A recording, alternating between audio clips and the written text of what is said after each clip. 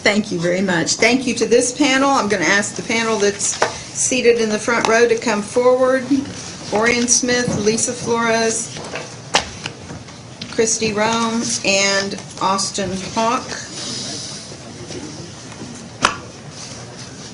And they will be followed by Chris Tucker, Kyle Piccola, Chris Macy, and Pierce Bush. All right, go ahead. Okay, good evening, Madam Chair and members of the committee. My name is Orion Smith. I teach social studies and computer science.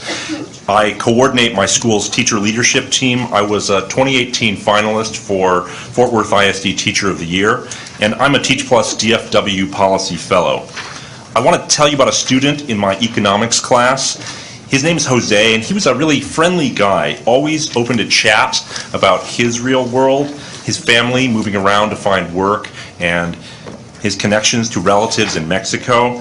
He also had no patience for abstraction, and if you remember this, graphs of supply and demand in economics class, right? But that's because his foot was already out the door and he was worried about getting a job.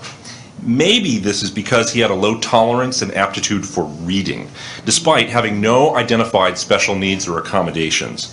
That means after 12 years in Texas public schools, he had never had the opportunity to become fully literate. Jose, in short, had checked out. Like many students, our system has failed due to lack of resources along the way. In my district, 77% of students are economically disadvantaged, and 75% are at risk of dropping out of school. Jose and many students like him need supports that we can only provide with the right resources. The Texas Commission on Public School Finance has identified many measures to accomplish just that, from increasing the allotment weights for English language learners and students living in poverty to supporting early literacy instruction and meaningful pre-K. These are data-driven recommendations that can change students' lives and lift up our state.